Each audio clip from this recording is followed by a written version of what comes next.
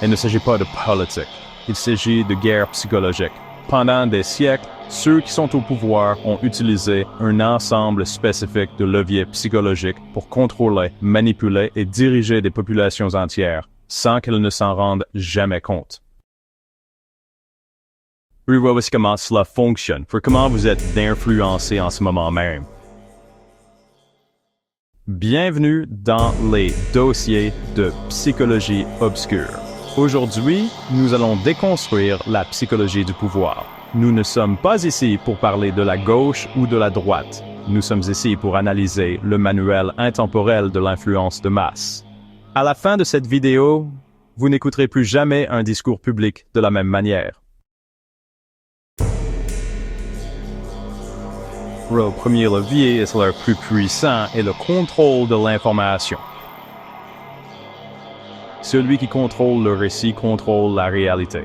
Ce n'est pas seulement de la censure. Il s'agit d'inonder la zone d'information, de créer de la confusion et de s'assurer que vous ne faites confiance qu'à leurs sources sélectionnées. Il s'agit de rendre la population psychologiquement dépendante d'eux pour la vérité. Nous sommes, à la base, des êtres sociaux. Notre survie a toujours dépendu du clan, du groupe, du nous. Ce besoin profond d'appartenance est une force psychologique puissante, mais il peut être perverti et utilisé comme une arme. Cela nous amène à l'un des outils les plus anciens et les plus efficaces du manuel du pouvoir, la création d'un ennemi commun. Cela commence par tracer une ligne dans le sable. D'un côté, nous, vertueux, travailleurs, justes. De l'autre, eux. Un bouc émissaire facile pour tous les maux de la société. Aucun groupe ne s'unit plus vite que face à un ennemi partagé. C'est la stratégie du « nous contre eux ». C'est un coup de maître de la manipulation psychologique, car il offre une réponse simple et émotionnellement satisfaisante à des problèmes complexes. L'économie est-elle en difficulté? C'est de leur faute. Y a-t-il des troubles sociaux? Ce sont eux qui en sont la cause. Les réalités nuancées sont mises de côté, remplacées par une cible unique et unifiée pour nos peurs et notre colère collective. Le leader, se positionnant comme le protecteur du groupe, choisit soigneusement cette cible. Il peut s'agir d'une minorité ethnique ou religieuse, d'une opposition politique ou même d'un concept abstrait comme les élites. Le bouc émissaire idéal est facilement identifiable et n'a pas le pouvoir de contester le récit construit contre lui. Il est dépeint comme une menace existentielle pour notre mode de vie. Le leader identifie une cible, un groupe ethnique, un parti politique, une nation étrangère et lui attribue la faute pour tous les problèmes, s'assurant que chaque événement est perçu à travers le prisme de ce conflit. Face à une telle menace perçue, notre esprit rationnel recule. Cela déclenche notre psychologie tribale, court-circuitant la logique et activant une émotion purement défensive. Le centre de la peur du cerveau, l'amygdale, s'illumine, inondant nos systèmes d'hormones de stress.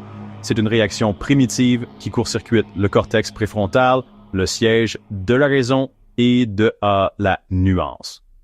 Nous cessons d'analyser et commençons à réagir.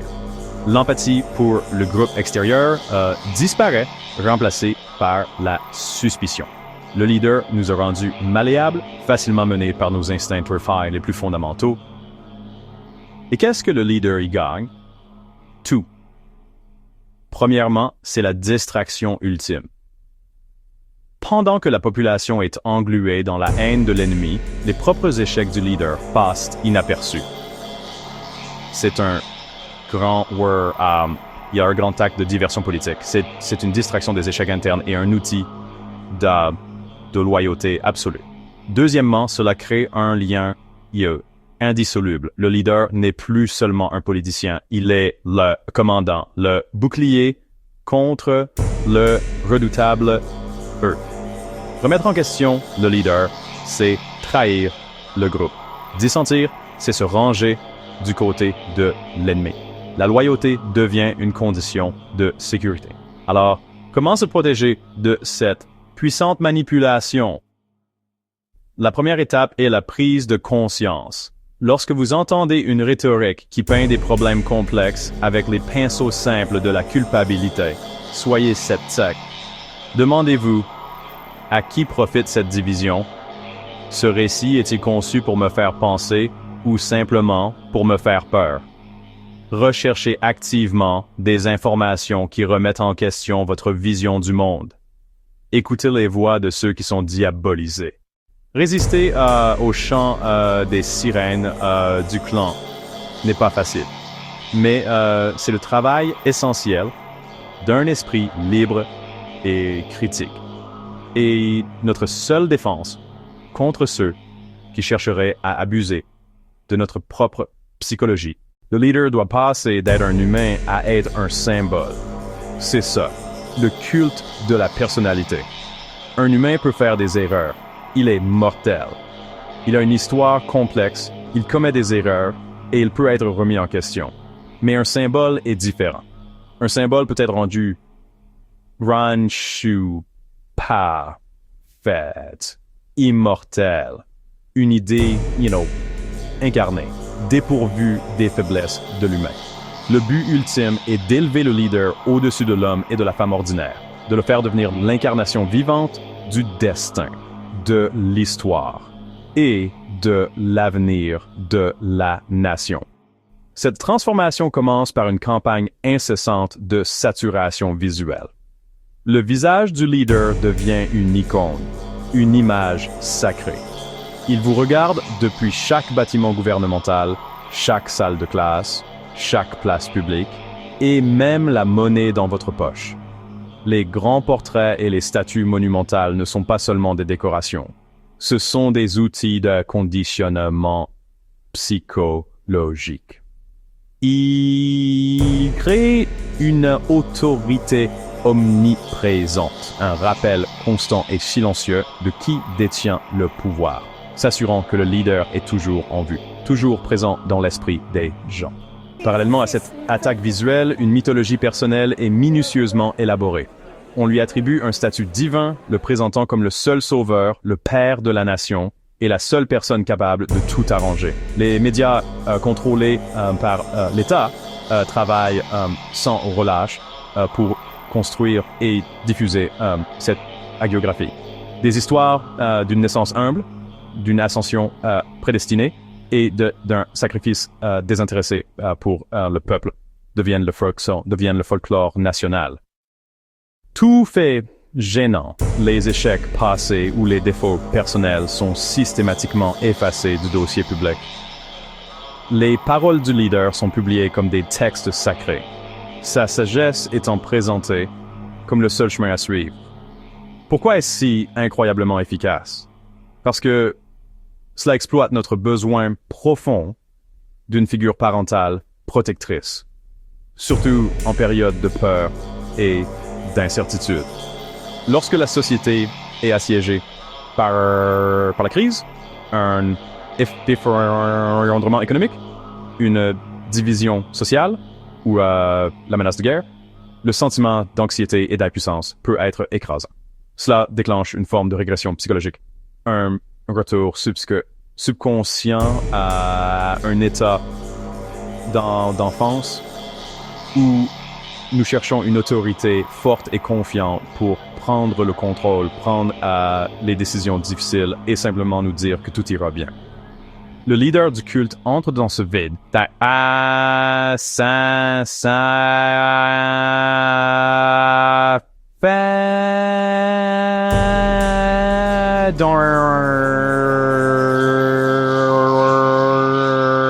du parent omniscient et tout-puissant. Il offre des réponses faciles à des problèmes incroyablement complexes. Il absorbe les angoisses du peuple et exige en retour non seulement l'obéissance. Sauber ends, refer, browse.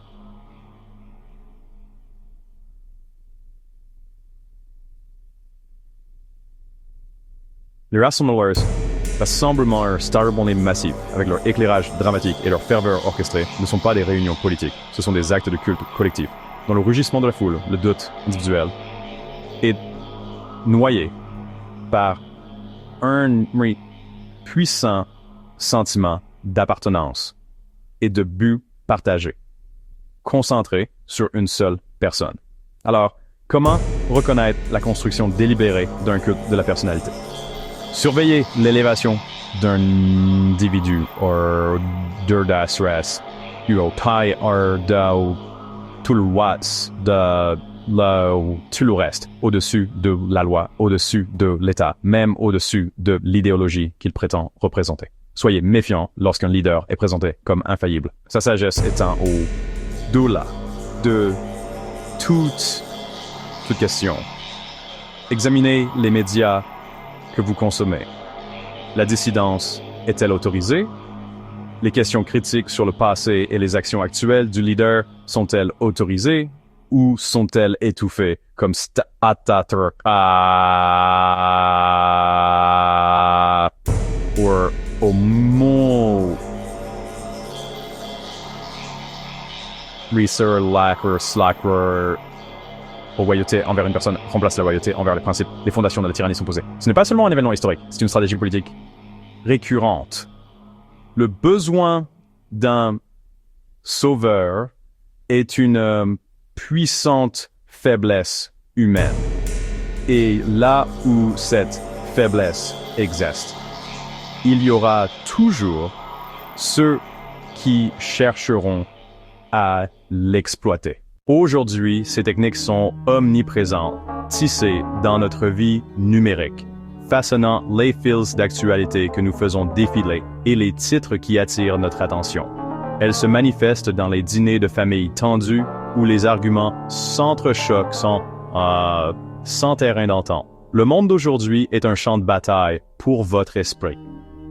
Alors, comment construire un esprit résilient? Comment développer une immunité contre cette manipulation constante et subtile? La première et la plus cruciale des défenses est de diversifier vos sources d'information. Nous vivons à l'ère de la curation algorithmique. Les plateformes que nous utilisons sont conçues pour nous montrer ce avec quoi nous sommes déjà juste d'accord, créant une chambre d'écho où nos croyances nous sont constamment renvoyées. Les opinions divergentes sont filtrées et notre perspective devient si étroite que nous ne pouvons même pas imaginer comment une personne intelligente pourrait penser différemment. Pour être libre, vous devez devenir votre propre éditeur. Recherchez activement des sources qui remettent en question votre vision du monde. Si vous penchez d'un côté, essayez de lire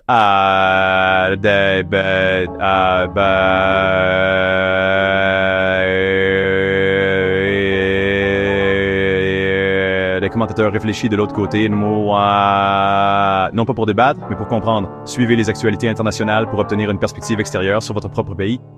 Il ne s'agit pas d'abandonner vos convictions, il s'agit de les renforcer en les testant contre une image plus large et plus précise de la réalité. Deuxièmement, apprenez à identifier vos déclencheurs émotionnels. La propagande la plus efficace ne cible pas votre esprit rationnel. Elle détourne votre cœur émotionnel. La colère, la peur, la loyauté tribale, ce sont les leviers que les manipulateurs actionnent. Lorsque le système d'alarme de votre cerveau est activé, votre centre de logique est supprimé. Vous êtes littéralement moins capable de penser clairement. Le remède est de cultiver la conscience de soi. Lorsque vous ressentez une poussée émotionnelle soudaine et puissante, fast einbrei oder Jorgan der Indri RAE. Jetzt Arrêtez-vous. Ne réagissez pas. Ne partagez pas. Respirez. Demandez-vous, que ressens-je? Ensuite, posez la question la plus importante. À qui cela profiterait-il que je ressente cela? Cet acte simple crée un espace crucial entre le stimulus et la réaction, où votre esprit rationnel peut se reconnecter. C'est un muscle mental qui peut être renforcé avec le temps. Troisièmement, vous devez apprendre à penser en système et non en sauveur. Nous sommes conditionnés à voir des héros et des méchants, à chercher des leaders charismatiques qui promettent de résoudre tous nos problèmes. C'est le récit du sauveur et il est incroyablement dangereux.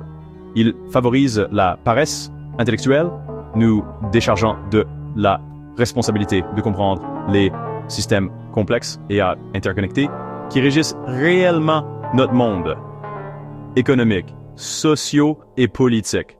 Lorsque nous nous concentrons sur un sauveur, nous abandonnons notre pouvoir.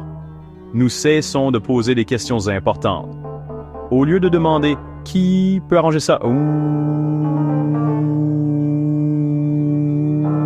commencez à demander quels échecs systémiques ont causé ce problème et comment le système lui-même peut-il être amélioré. Cela signifie aller au-delà des personnalités pour s'engager avec les détails de la politique, la cause et l'effet, et le contexte historique. Un sauveur peut être vaincu, mais une compréhension des systèmes fournit un cadre durable pour comprendre le monde. Le pouvoir ne crie pas, toujours. Souvent, il chuchote une suggestion subtile, un récit soigneusement élaboré qui dirige le subconscient des masses. Vous connaissez maintenant le manuel. Vous comprenez les chambres d'écho, les pièges émotionnels et l'illusion de sauveur. Pouvez vous voir les ficelles invisibles. Cette connaissance n'est pas une cause de désespoir, mais un outil d'autonomisation. C'est votre bouclier. C'est votre premier pas le plus important vers une véritable liberté intellectuelle. Le processus continue d'être souverain de votre propre esprit. Merci beaucoup d'avoir regardé jusqu'à la fin. Si vous avez trouvé quoi que ce soit d'utile dans cette vidéo, veuillez envisager de vous abonner pour plus de contenu comme celui-ci. Appuyez sur le bouton « J'aime » si cela vous a été utile et partagez-le avec quelqu'un qui pourrait en bénéficier. Vous avez des questions ou des suggestions pour de futures vidéos? Les